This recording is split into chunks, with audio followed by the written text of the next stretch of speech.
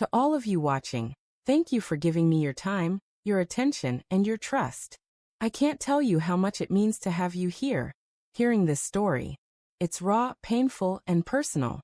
But I know someone out there will relate, and maybe, just maybe, find some sense in my chaos.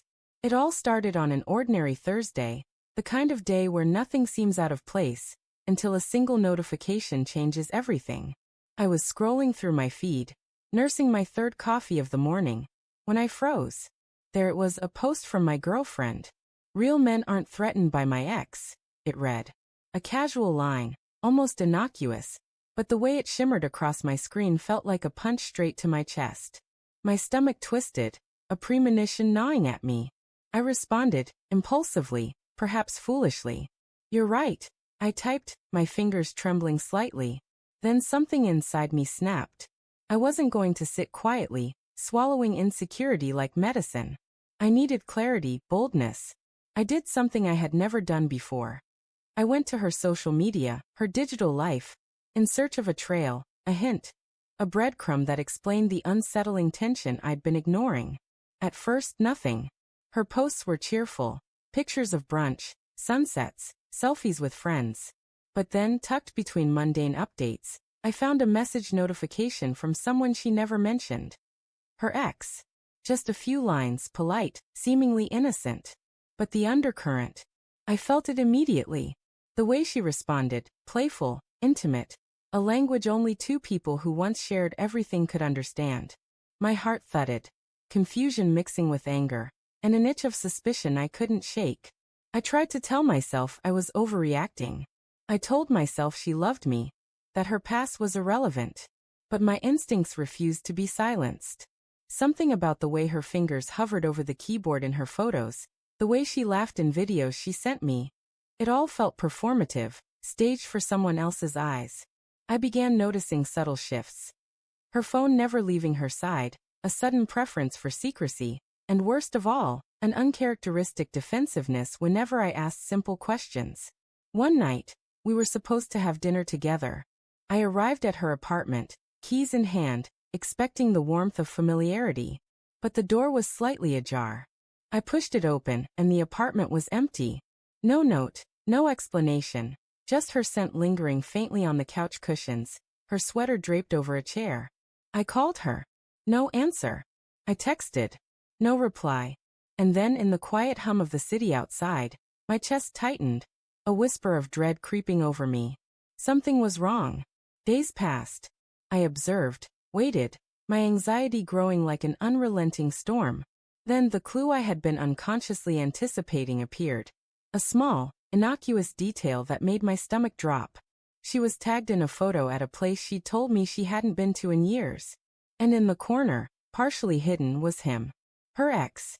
The context was vague, the smiles ambiguous, but the realization hit me like ice water. I couldn't breathe. I confronted her that night. My voice shook, not just with fear, but with the anger I had tried so hard to suppress. "Who is he?" I demanded, my hands trembling on the edge of the kitchen counter. She paused, eyes flicking to mine, a storm of guilt and panic crossing her face. "He's just a friend," she said, too quickly, too sharply. "I told you I'm over him." Her words sounded hollow, like paper tearing under pressure. I wanted to believe her. I wanted to cling to the life we had built. The nights laughing in our apartment, the small routines that had defined us. But every instinct screamed otherwise. I remembered the post, the flippant dismissal of my feelings, the ex's lingering presence in her life. And in that moment, denial evaporated, leaving only the raw, aching truth. She had been playing a role, and I had been the unwitting audience. I stayed silent, letting the air between us crackle with unspoken words. My mind raced back through every memory, every subtle inconsistency I had brushed aside. The dinners she forgot, the sudden late nights at work, the way her phone would buzz and her expression would tighten, almost imperceptibly. It was all there in plain sight, now assembled like a grotesque puzzle. And my love, the thing I had once thought unshakable, now felt like sand slipping through my fingers. Over the next week, I watched her, tracing patterns, confirming my fears. Each discovery was a fresh wound. Each truth a blade twisting deeper into my chest. She hadn't just stayed in contact. She had been seeking him, testing me, flirting with the familiarity of a love she had once known. My world narrowed to the beat of my own heart, to the constant, throbbing ache of betrayal. I confronted her one final time. No theatrics, no pleading. Just me, and the weight of undeniable evidence. She didn't lie. Not anymore. Her tears were genuine. But they were for her mistakes, not for me. And in her confession, a strange calm settled over me. A grim acceptance of a reality I had tried desperately to avoid. I left that night with nothing but my thoughts and the hollow echo of our apartment. The love I had invested, the trust one had nurtured, the countless little moments we had shared. They were all fragments now, scattered across the floor. And as I walked away, the cold night air biting at my skin, I realized something profound. Betrayal doesn't just shatter trust.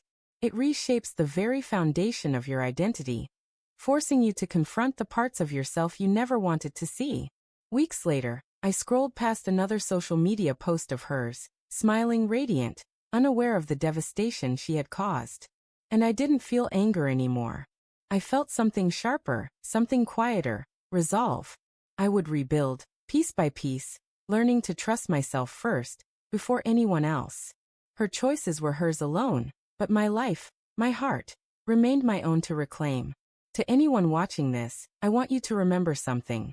Betrayal is painful, yes, but it is also a teacher. It strips away illusions, leaving only clarity in its wake. And though the scars remain, they are proof that you survived, proof that you can endure, and proof that you are stronger than the heartache inflicted upon you. That Thursday, the day her post appeared, changed everything. But it didn't destroy me. I'm still here, still breathing, still learning to live with the knowledge that some people are only meant to be lessons in disguise. And in that truth, I found an unexpected, brutal kind of freedom.